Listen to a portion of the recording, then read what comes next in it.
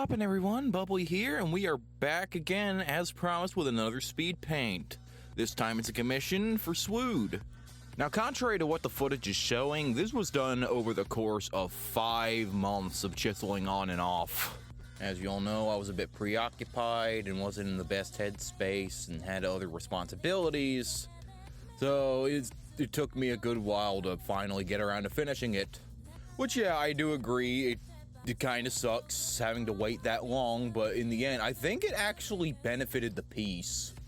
If I had finished it in the headspace I was in a few months back when I initially got it in like a few days, it probably would have sucked ass. On top of that, I was juggling like 5 or 6 other commissions, which, let me tell you, is a terrible idea. Always put a cap on your commission number. During the spring, there was a point I had 11 unfinished commissions. A large chunk of which I did eventually finish, and some are still on the grind. Thankfully, none of my clients are mad. I'm serious, y'all have no idea how grateful I am to have such chill and lenient clients like those. So next year, I'm gonna make it a habit to get a comm done within 2 weeks of ordering.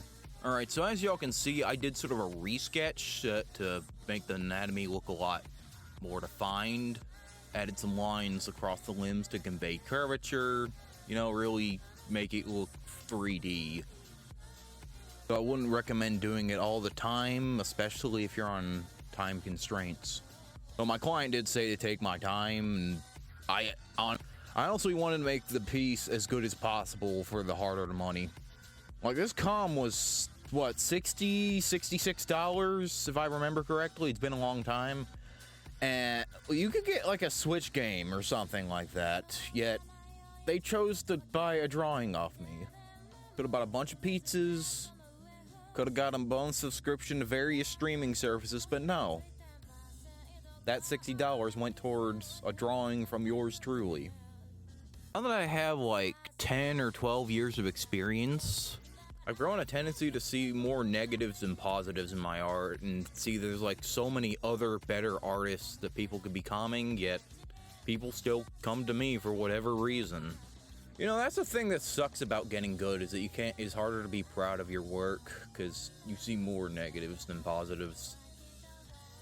Your eyes become evolved to the point where you can all the minor flaws stack up and they're on full display, and you can no longer see your own strengths, and it makes you doubt whether or not you're really cut out for this. But in the end, my client was satisfied, and my Twitter following seemed to really like it. So look, I don't know what people still see in me, but they do see a decent artist at best, which is kind of reassuring, honestly. Makes me feel like the decade that I've poured into this craft feel worthwhile, and that I've actually got somewhere, you know? That all my training wasn't in vain.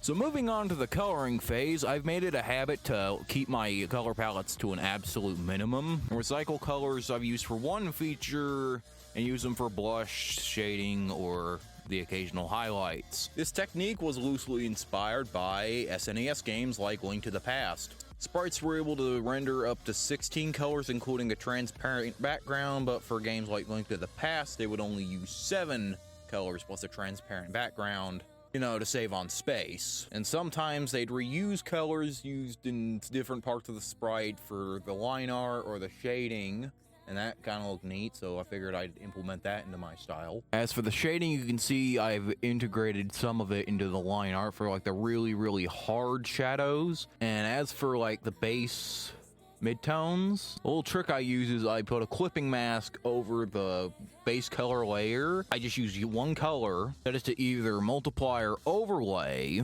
lower the opacity to around 50% or a little higher, depending on how intense or soft I want the shadows, and then I just erase where the light would be bouncing off the characters.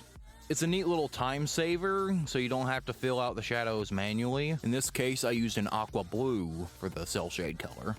Though you can change this color depending on the environment or whatever kind of mood you're trying to get off. If you want a warm, cozy vibe, use a warm color like red, scarlet, orange, yellows. Want a chill vibe? Use something, well, cooler, you know?